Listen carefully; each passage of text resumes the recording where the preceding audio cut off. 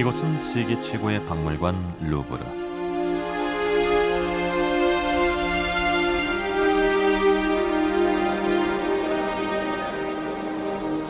이 작품을 모르는 사람은 없을 것이다.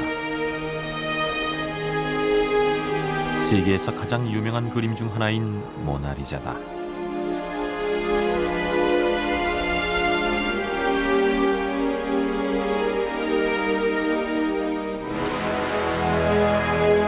여기도 낯익은 작품이 보인다. 이 앞은 늘 이 그림을 감상하려는 인파로 북적인다. 민중을 이끄는 자유의 여신은 프랑스를 상징하는 걸작 회화 작품으로 유명하다.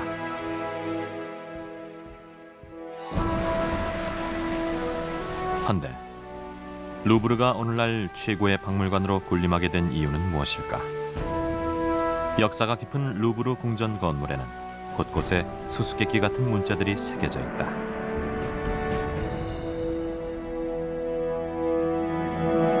대체 무슨 뜻일까?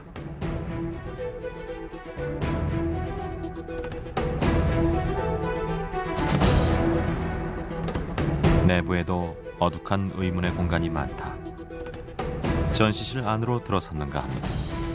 연 회장이 모습을 드러내는 루브르는 신비의 궁전이다.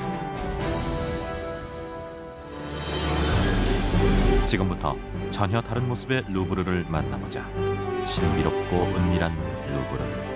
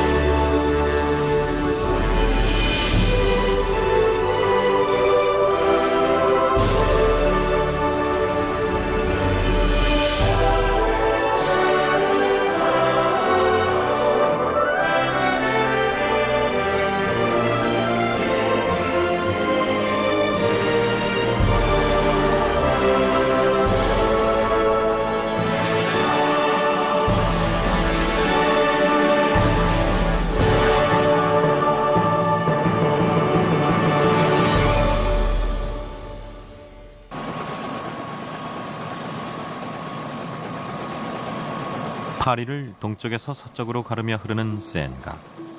그 센강변에 모두가 꿈꾸는 미의 전당 루브르가 당당한 위용을 자랑하며 서 있다.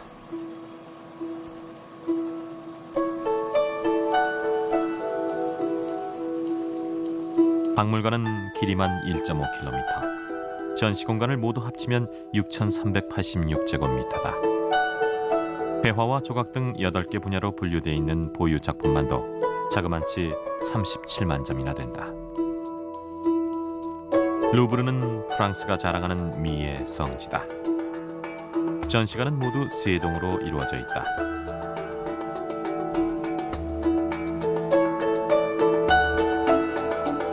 센 강변을 따라 동쪽에서 서쪽으로 뻗어 있는 이곳은 근홍관이라 불린다. 모나리자와 기타 르네상스 회화 작품들이 전시돼 있다. 중앙에 위치한 네모난 건물은 슐리관으로 고대 그리스와 이집트의 미술품들이 자리하고 있다.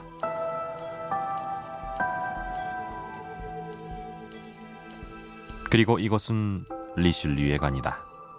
플랑드르 회화와 프랑스 조각 및 공예품들이 전시되어 있는 곳이다.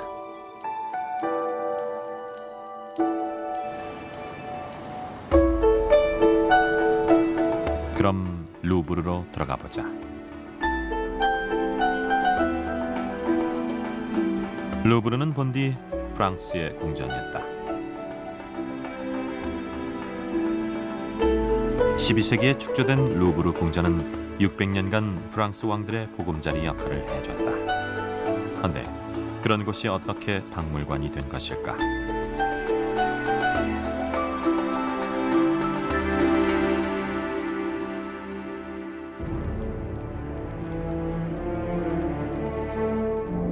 이것은 이 건물을 짓도록 명한 인물의 이름 머리글자다.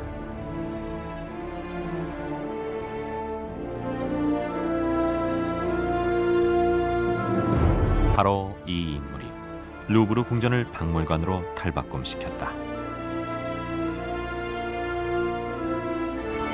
유리 피라미드 앞 루브르 입구.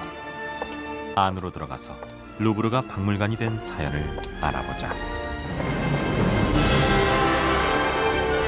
피라미드 밑에는 널찍한 광장이 있다. 여기서 길은 세 갈래로 갈라져 각각 세 동의 전시관으로 연결된다.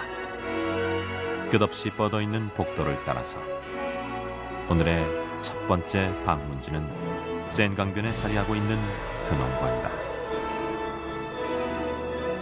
벽을 붉게 칠해놓은 이 방은 2층에 있다. 아까 본 앤의 주인공이 바로 이곳에 산다.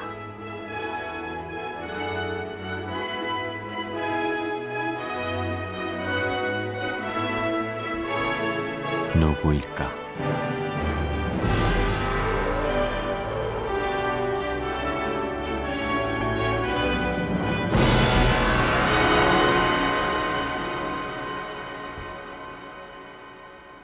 이 초상화가 해답을 말해준다. 앤의 주인공은 나폴레옹 보나파르트다. 18세기 말은 프랑스 혁명의 시대였다. 나폴레옹은 혁명 정부편에서 싸움을 이끌면서 탁월한 지휘관으로 두각을 나타냈다. 프랑스 혁명의 열기가 자국으로 번질까 두려워한 다른 유럽 국가들은 프랑스를 상대로 전쟁을 벌였다. 그러나 나폴레옹은 그들을 모두 격파하고 내 사전에 불가능이란 없다는 명언을 남겼다. 나폴레옹은 전리품으로 수많은 예술품을 들여왔다. 그중 하나는 지금도 모나리자 전시실에 걸려 있다.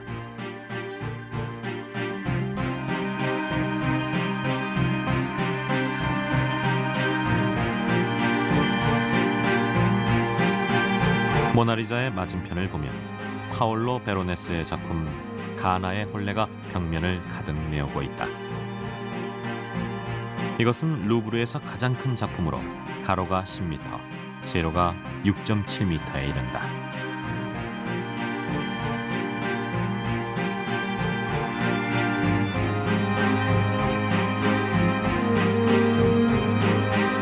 성서의 한 장면이 생생하다.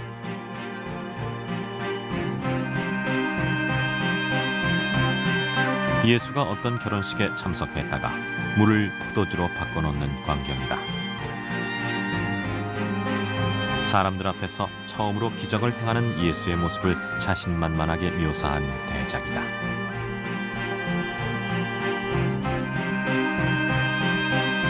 나폴레옹은 1798년 베네치아의 산 조르조 마조레 성당에서 이 그림을 떼어왔다. 곧 엄청난 양의 전리품을 보관할 공간이 필요해졌다.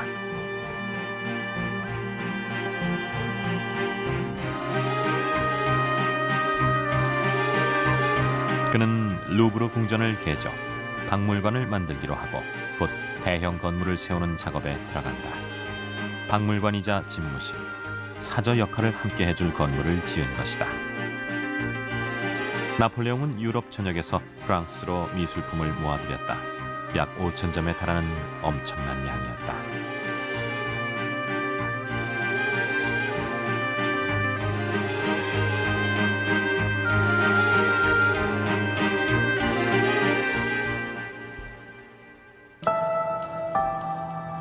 나폴레옹의 수집품들은 근원관 2층에 위치한 이곳에 전시돼 있다.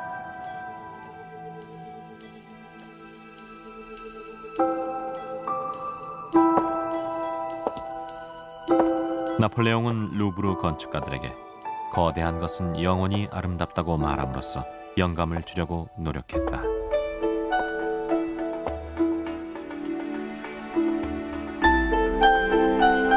다시 붉은 밤. 이곳은 대작 전시실이다.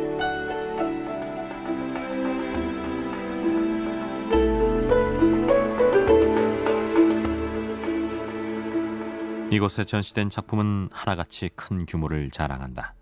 영웅 나폴레옹에게 걸맞는 크기다.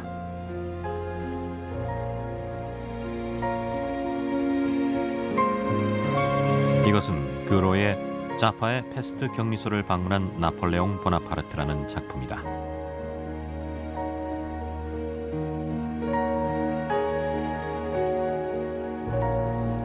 프랑스는 이집트 원정 당시 자파의 요새를 점령했으나 곧 끔찍한 선 페스트에 휩쓸리고 말았다.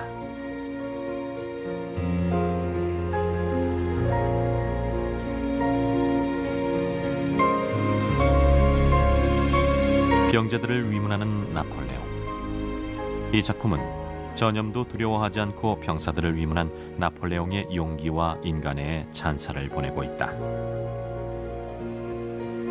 하지만 실제로는 나폴레옹이 병든 병사들을 안락사시켰다는 소문이 바다했다. 이 작품은 그런 소문을 잠재우려는 목적으로 그려졌다. 나폴레옹에게 있어 회화는 선전 공작의 일부였다.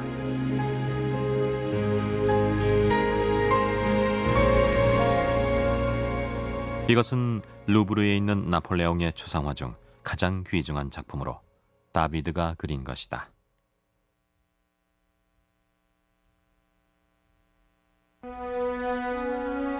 나폴레옹이 다비드의 작업실에 한 번밖에 가지 않아 미완으로 남았지만 젊은 나폴레옹의 기품이 그대로 담겨 있다.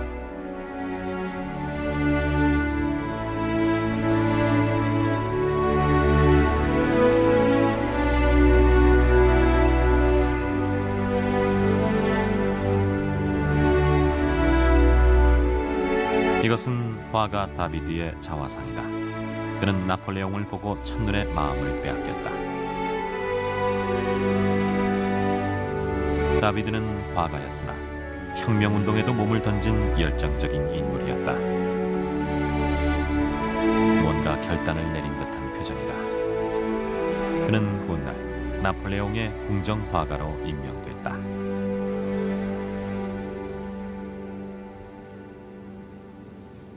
대작 전시실 한켠의 다비드 코너. 이곳에 다비드의 출세작이 된 작품이 자리하고 있다.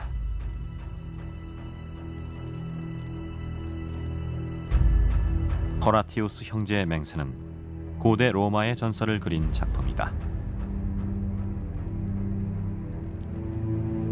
호라티우스 삼형제는 영웅으로 칭송받는 인물들이다. 삼형제가 아버지에게서 검을 받는다. 이웃나라와의 전쟁에 출정하기 위해서다. 금방이라도 전투에 뛰어들 듯 결연한 의지가 엿보인다.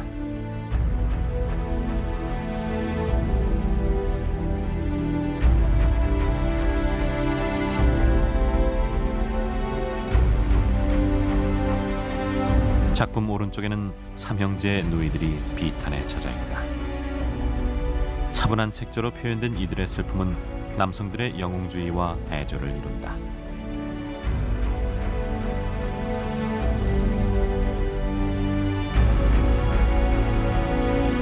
이 작품은 다비드가 그린 전쟁의 추상이다. 전투에 대한 갈망과 혈육을 잃는 슬픔이 한 작품 속에 뚜렷하게 드러난다. 이것은 레카미의 부인의 초상이다.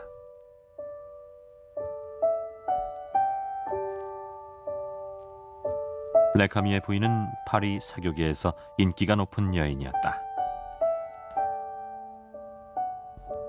옷차림은 당시 최신 유행하던 것으로 흰 드레스와 머리띠는 고대 그리스 스타일에서 영향을 받았다.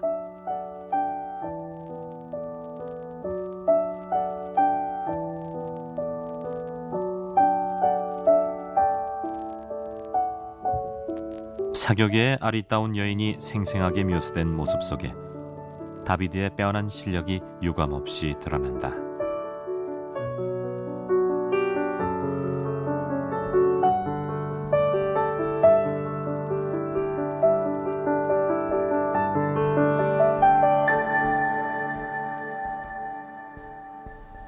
나폴레옹과 다비드, 두 사람의 만남은 기념비적인 걸작을 탄생시켰다.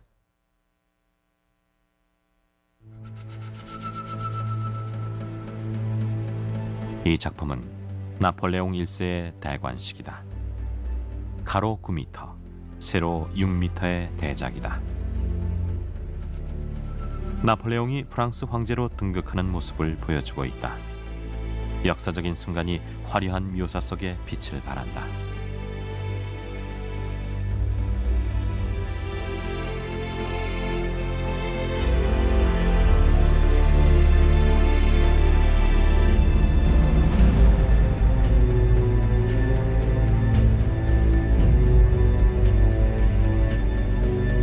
나폴레옹 앞에서 무릎 꿇고 있는 조세핀.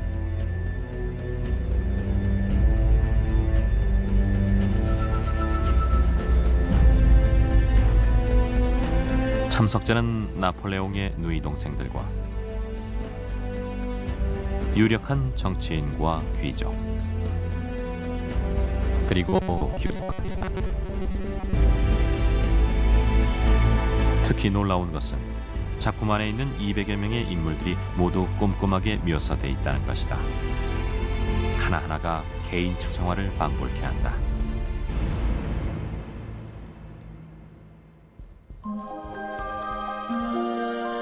루브르에 전시된 작품 밑에 붙어있는 안내판을 보면 작품을 이해하기가 한결 쉽다.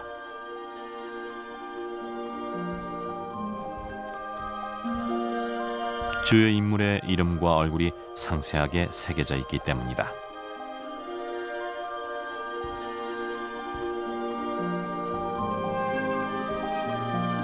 먼저 나폴레옹부터 시작하자. 그는 어떻게 묘사돼 있을까?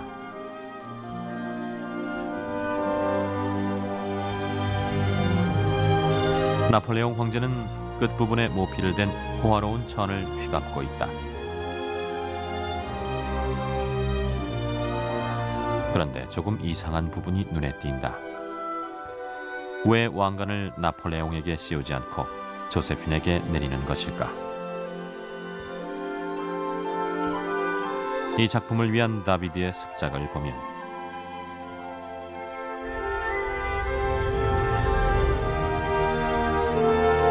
이 얘기가 완전히 다르다. 나폴레옹은 스스로 왕관을 썼다.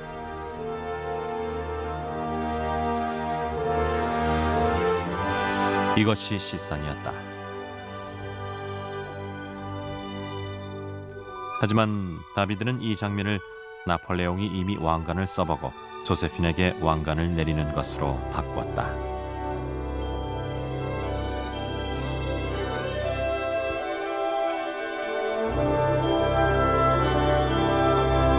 앞서의 스케치로는 나폴레옹이 부정적으로 비칠 염려가 있어서였다.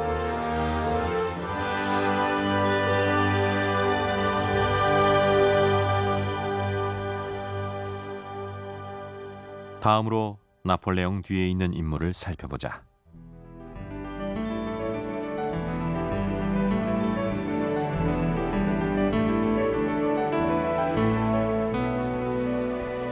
이 사람은 교황 비오 7세로 습작에서 완성작까지 많은 부분에 변화가 있었다. 습작에서 교황은 힘없이 고개를 떨구고 있다. 프랑스가 전 유럽의 수장인 교황을 데려다가 나폴레옹 앞에 굴복할 것을 강요했던 것이다.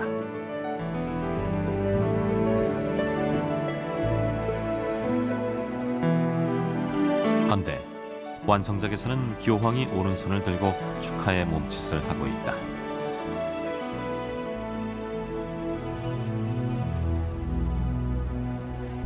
이렇게 수정할 것을 지시한 것은 나폴레옹 자신이었다.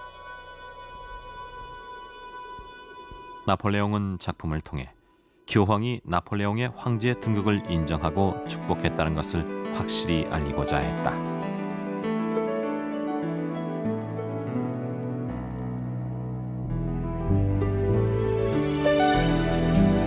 다비드 자신도 작품에 섞여들었다.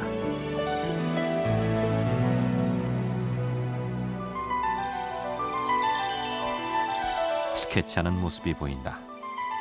사실 다비드도 대관식 참석자들을 생생하게 묘사하기 위해 행사에 참석했다.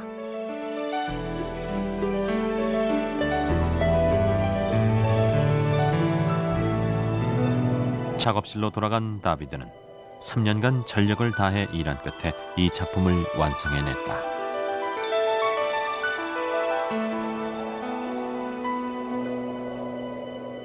환상적인 우아함으로 빛나는 아름다운 조세핀의 의상에선 붉은 천에 새겨진 황금빛 자수 속에 보석이 반짝인다.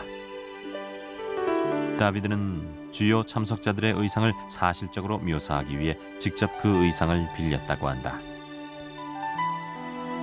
그의 그러한 열정으로 이 눈부시게 화려한 작품이 탄생했다.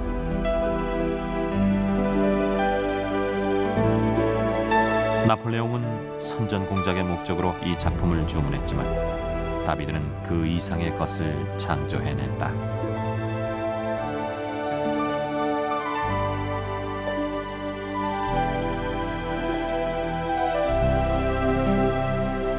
나폴레옹 1세의 대관식은 영웅의 자랑스런 한때를 능숙하게 잡아낸 작품이다.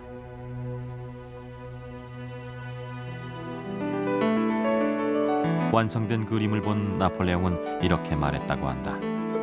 이것은 더 이상 그림이 아니다. 자, 안으로 들어가서 거닐자.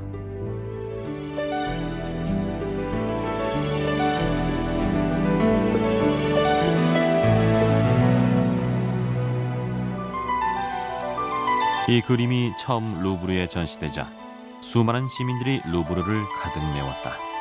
이 그림을 보려고 몰려든 것이다. 혁명의 영웅 나폴레옹의 노력으로 19세기 초에는 왕족과 귀족뿐만 아니라 일반 시민들까지 위대한 예술작품을 감상할 수 있게 됐다. 그리고 이곳은 마침내 루브르 박물관이란 이름을 얻는다.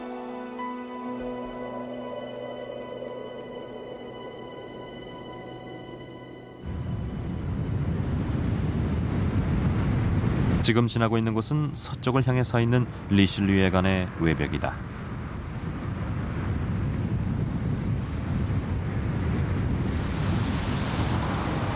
루브르의 서쪽에는 파리에서 절대 빼놓을 수 없는 명소 콩코르드 광장이 있다.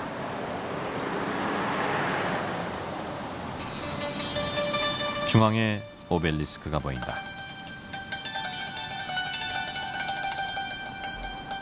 이것은 고대 이집트의 유물로 이집트에서 직접 프랑스로 옮겨온 것이다.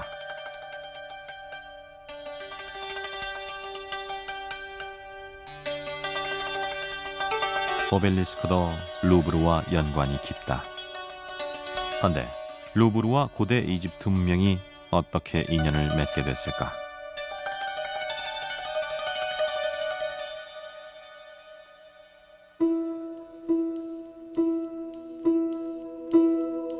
먼저 슐리간 1층과 2층의 중간지대로 가보자.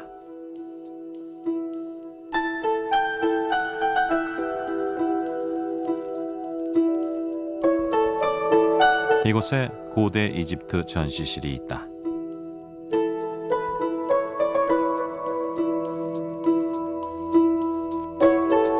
루브르의 고대 이집트 전시실이 생긴 것은 1827년의 일이다.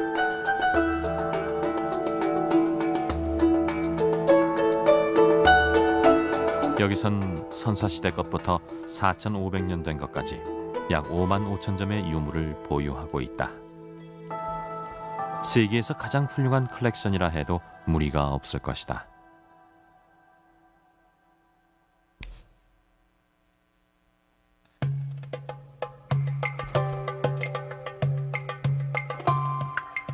처음으로 살펴볼 작품은 책상다리를 하고 앉은 남자의 상이다. 이것은 앉아있는 사관의 상으로 기원전 2500년에 제작됐다.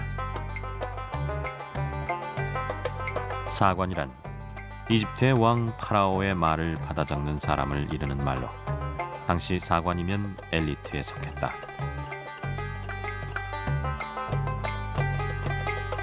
사관의 무릎 위엔 파피루스가 펼쳐져 있다.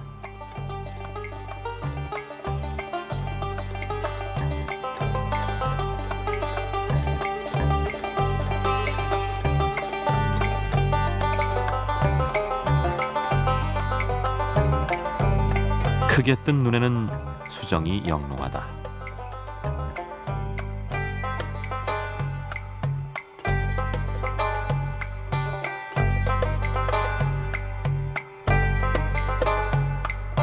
불룩한 사관의 배는 그가 주로 앉아서 일하고 있음을 보여준다. 이 작품은 이집트 예술의 걸작으로 꼽힌다.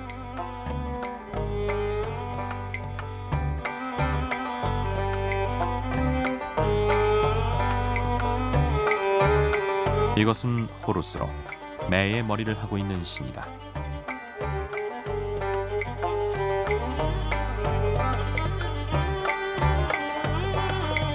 호루스는 지상을 지배한다. 파라오는 호루스의 현신으로 여겨졌다. 이 상은 원래 사원에 서 있던 것이다. 손엔 파라오의 정화의식을 위한 물을 담고 있다.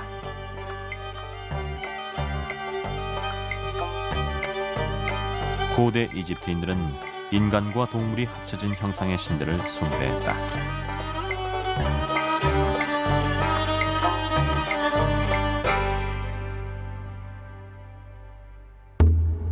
나폴레옹의 1798년 이집트 원정은 이집트 전시실 탄생의 기폭제가 되주었다.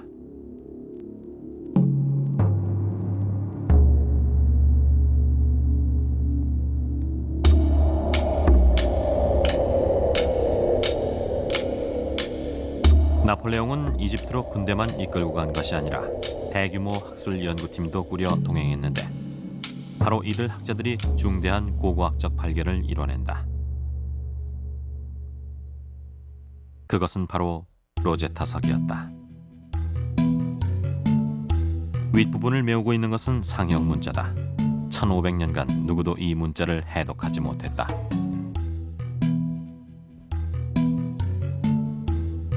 로제타석이 고고학적으로 명성을 얻게 된 것은 아래쪽에 상형문을 해독한 그리스어 번역문이 있었기 때문이다. 학자들은 이 그리스어 번역문을 지표로 삼아 상형 문자를 해독할 수 있지 않을까 생각했고, 유럽은 로제타석이 제시한 가능성으로 인해 흥분에 휩싸였다.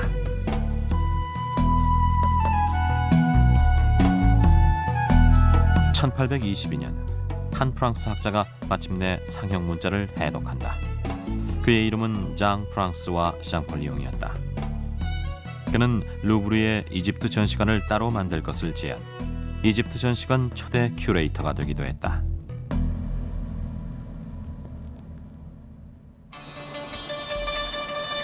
잠시 이집트로 자리를 옮겨 샹폴리옹의 이집트 탐험 루트를 추적해보자. 파리 콩코드 광장에 서 있는 오벨리스크는 상형 문자 해독에 대한 감사의 뜻으로 이집트에서 샹폴리옹에게 준 선물이라고 한다.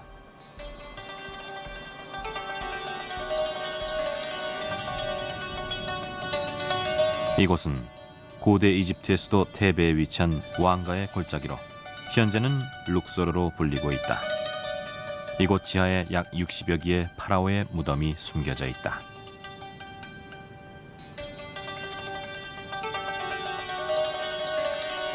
상형 문자를 해독하지 못한 상태에서 무덤을 발굴하는 동안은 이것이 누구의 무덤인지, 묘에 새겨진 글자가 무슨 뜻인지 전혀 알 수가 없었다. 샹폴리옹은 이 무덤 안에서 석 달을 살다시피 하며 상형 문자를 풀어내기 시작했다.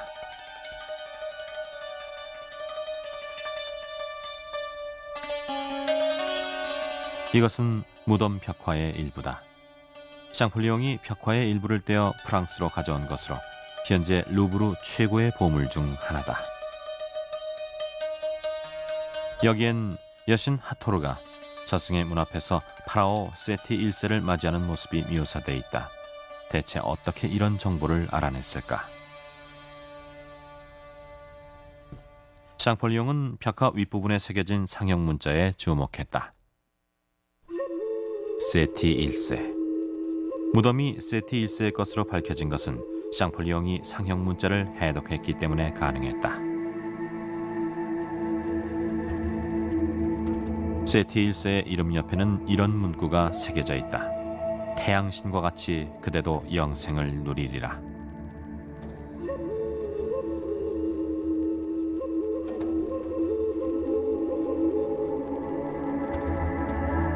무덤 속에 있는 모든 벽화와 조각품 등은 무덤 주인이 영생을 누리도록 하기 위한 장치였다.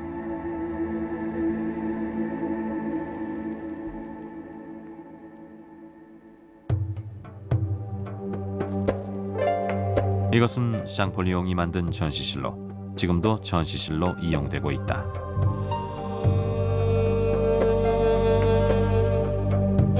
이들 공예품도 샹폴리옹이 이집트에서 가져온 것이다.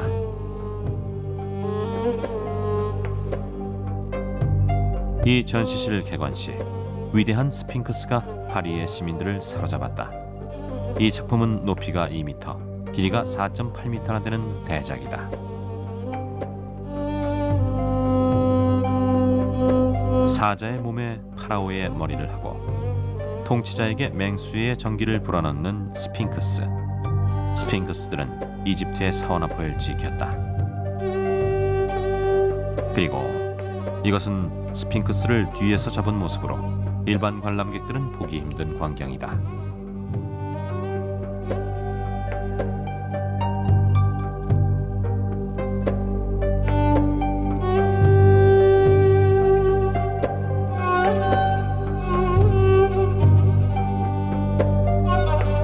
여기에도 아름다운 조각성이 보인다.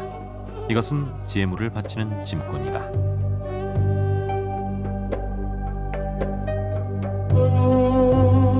이 목조상은 무덤에 갇힌 어떤 수장품이었다. 몸을 감싼 천 밑으로 드러난 몸매가 배신하다.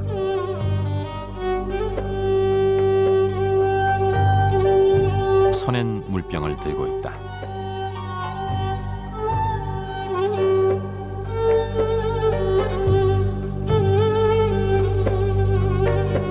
머리엔 음식을 담은 바구니를 인 모습이다. 무덤 주인이 목이 마르거나 배가 고프지 않도록 물과 음식을 넣어준 것이다.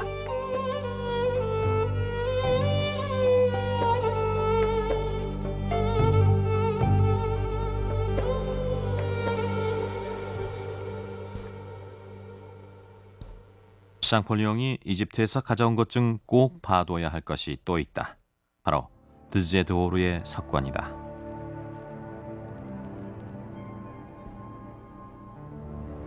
관 뚜껑에는 하늘의 여신이 그려져 있다. 여신의 머리 위 태양은 일출을 상징한다.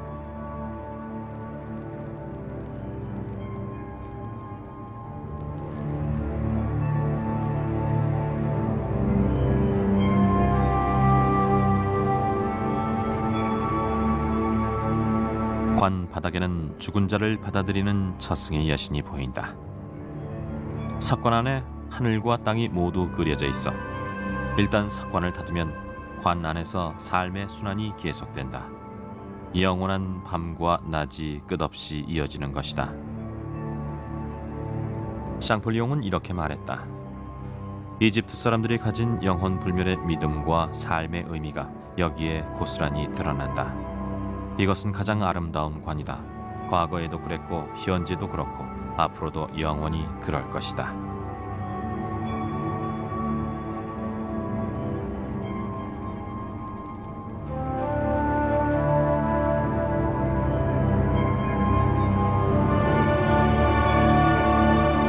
나폴레옹 치하에서 소유하게 된 귀중한 작품들은 루브르 고대 이집트 예술품 컬렉션의 주춧돌이 되어주었다. 이때부터 루브르는 다른 분야의 예술품도 수집하기 시작했다. 그 결과 19세기에 루브르는 이미 세계의 부러움을 한 몸에 받는 컬렉션을 갖게 된다.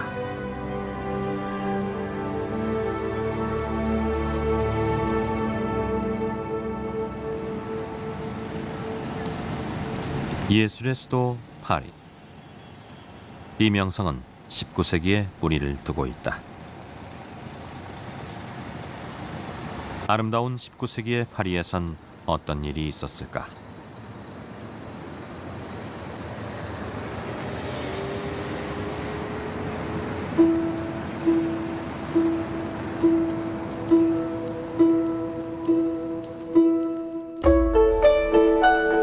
당시 최첨단으로 일컬어졌던 예술작품부터 살펴보자.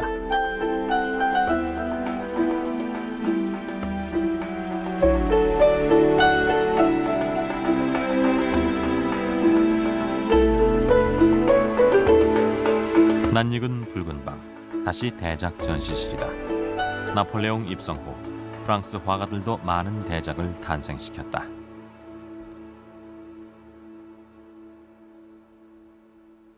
여기 처음 전시되자마자 사회를 충격에 몰아넣었던 작품이 보인다. 이것은 제리코의 메두사의 뗏목으로 1819년 그려진 작품이다.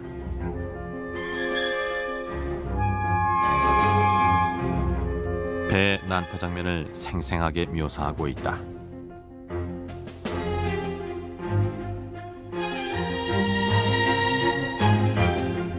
선장과 장교들은 메두사호가 가라앉자 배를 버렸고 승무원과 병사들은 뗏목 위에서 12일을 표류하다가 대부분 굶주림으로 죽었다. 세밀하고 정확한 묘사가 당시의 상황을 그대로 보여주는 듯하다. 제리코는 생존자들도 취재하고 시신을 좀 더 정확하게 묘사하기 위해 병원 영안실의 시신도 스케치했다. 그 덕분에 작품은 소름 끼칠 만큼 사실적이 됐다.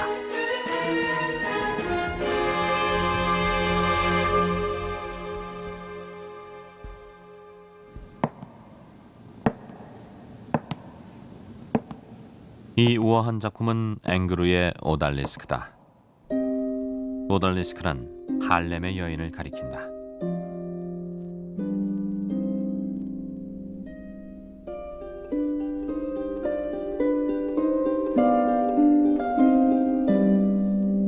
여인의 살결은 매끈하고 등은 우아하게 휘어져 있다.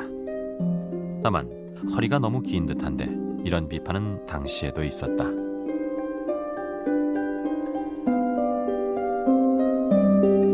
하지만 앵그르는 사실적인 묘사보다는 어떤 느낌을 전달하는 데 더 중점을 두었던 화가였다.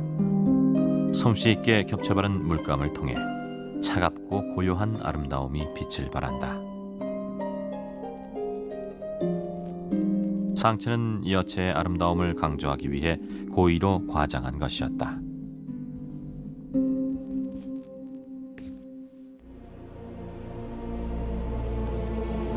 사르디나팔의 죽음은 들라크로아가 그린 문제작이다.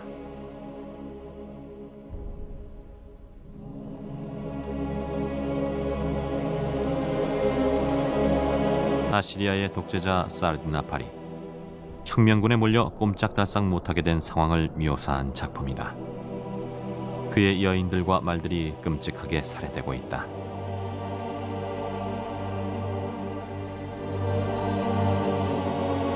왕은 여인들이 죽어가는 모습을 무표정하게 바라본다.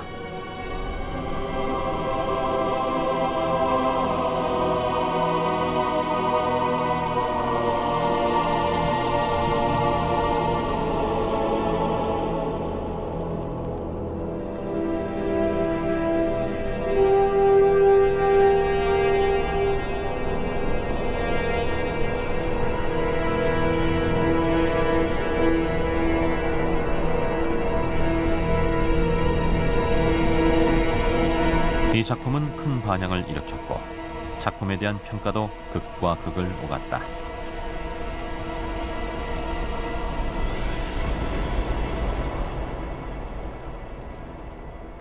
화가들은 이런 작품들을 통해 극적인 순간을 담아내고자 했다. 당시는 다양한 작품들이 창조되던 시기였다. 19세기 파리의 새로운 예술이 출범한 것으로 알려진 전설적인 장소도 루브르에 있다.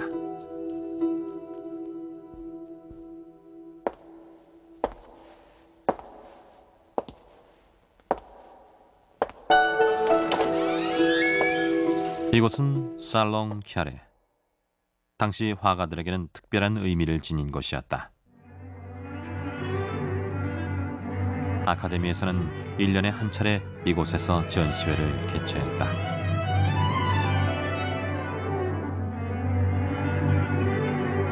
화가들은 수단과 방법을 가리지 않고 살롱 캬레 전시회에 자신의 작품을 걸기 위해 애썼다.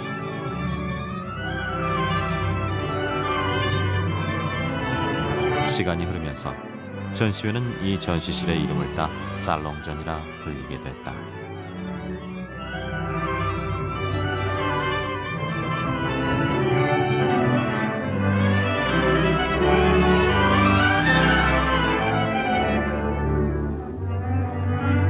한 화가는 이렇게 말하기도 했다.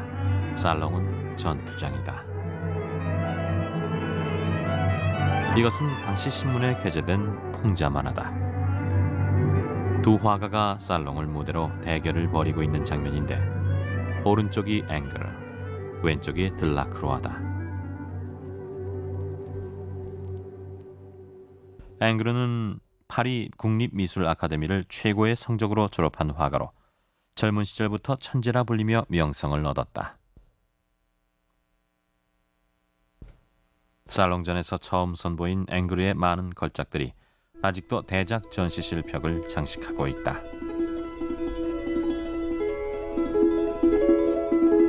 이것은 마드무아젤 캐롤린 리비에르의 초상이다. 앵그르는 26세 때 이 작품을 살롱전에 출품했다. 눈처럼 흰 모피와 가죽 장갑. 그림 속에서 15살 소녀 캐롤린이 갓 피어난 아름다움을 뽐낸다. 하지만 이 소녀는 그림이 완성되고 얼마 뒤 세상을 떠났다. 그녀의 아름다움은 위대한 작품 속에 영원히 남았다.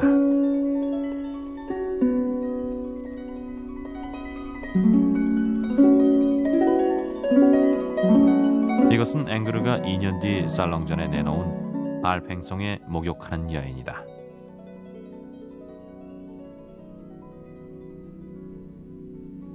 그는 뒤로 돌아앉은 여인의 나신을 반복해서 그렸는데 이것이 그 연작의 시초다. 둥글고 풍만한 몸과 매끄럽고 고운 피부.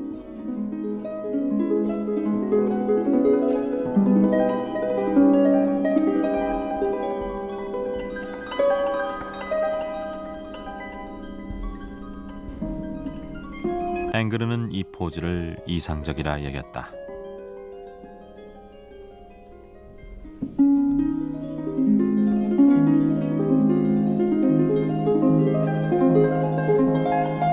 앵그르의 마지막 걸작도 이곳에 있다.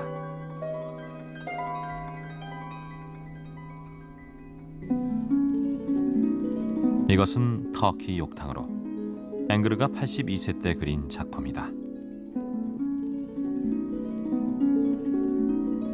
여기서도 등을 돌리고 앉은 여인을 볼 수 있다.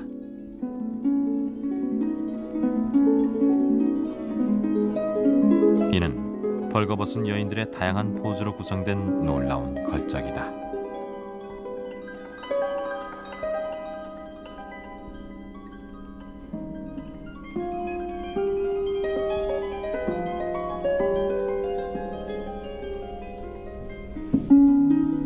이 작품은 앵그르가 평생을 두고 추구했던 여인의 미를 집대성한 결정판이라 할 수 있다.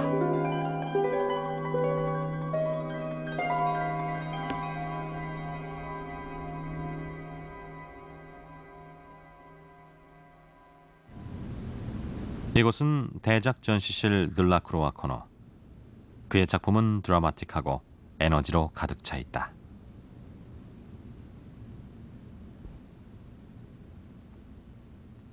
들라크로아의 스타일은 앵그르와는 정반대다. 그는 거친 붓질을 통해 감정을 극적으로 표출하는 쪽이다.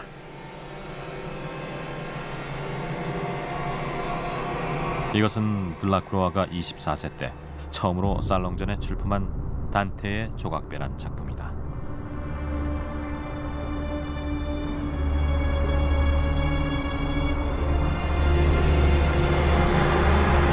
단테와 시인 베르길리우스가 스틱스 강을 건너고 있다.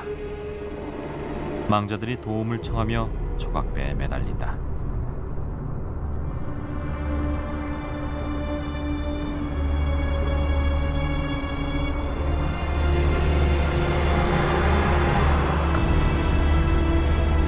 살롱전에서 이 작품은 종잡을 수 없는 그림이라며 비난을 받았다.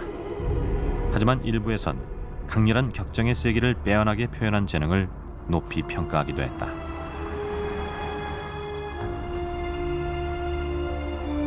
루브르는 전시회가 끝나자마자 이 작품을 사들였다.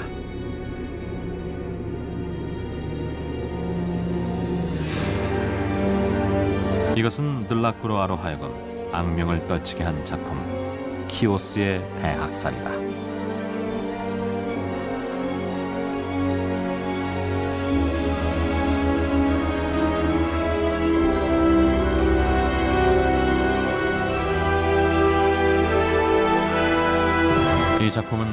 오스만 트루크군이 그리스 키오스 섬에서 주민들을 학살한 실제 사건을 그리고 있다.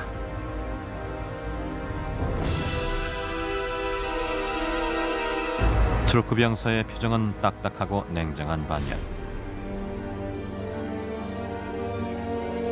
키오스 섬 주민들의 표정은 비통하다. 대학살에 대한 묘사가 드라마틱하다. 그는 이 작품의 사실적 묘사로 인해 회화의 대학살이란 비난을 감수해야 했다.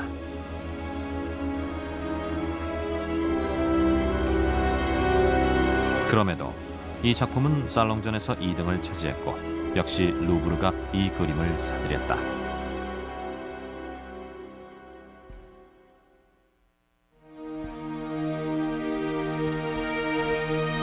이후 들라크루아는 프랑스에서 빼놓을 수 없는 기념비적인 작품을 제작하는데 바로 이것이다.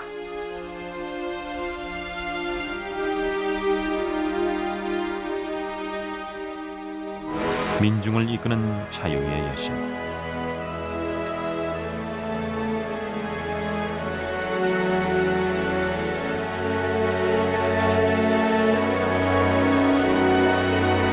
무대는 1830년 7월 파리 혁명.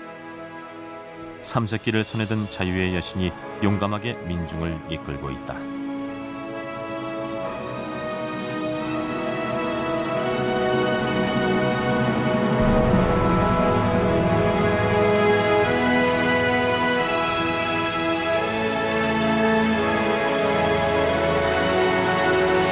이 작품은 혁명의 이상과 자유를 추구하는 민중들의 열망을 극적으로 표현하고 있는 걸작이다. 여기 이 남자가 바로 들라크루아 자신이라고 한다. 혁명에 열렬하게 동조했던 들라크루아는 자신을 그 한복판에 그려 넣었다.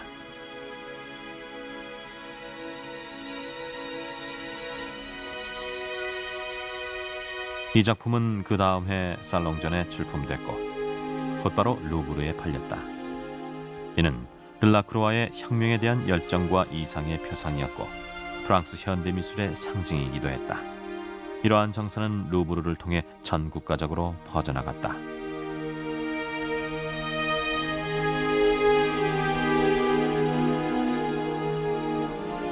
위대한 걸작의 보고 루브르의 문은 혁명의 영웅 나폴레옹의 주도에 의해 수많은 평범한 시민들을 향해 활짝 열렸다.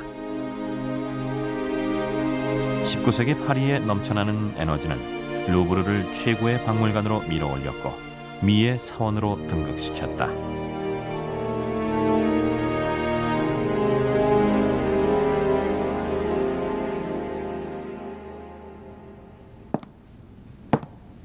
궁으로 통하는 복도.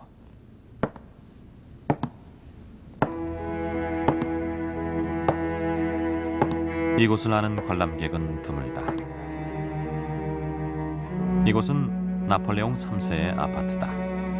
이 공간엔 나폴레옹의 조카 나폴레옹 3세의 재위 시절이 그대로 보존돼 있다. 이 방은 외국 귀빈들을 접대하던 식당이었다. 하인들이 쓰던 나선 계단도 보인다.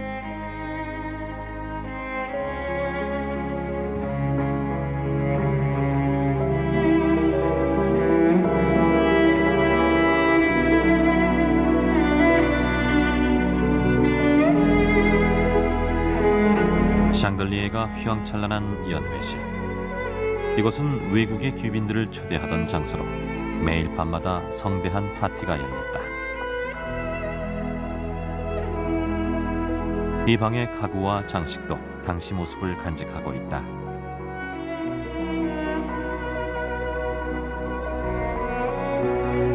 이는 마치 타임캡슐처럼 그 역사적인 시대에 파리가 얼마나 화려하고 아름다웠는지를 증거한다.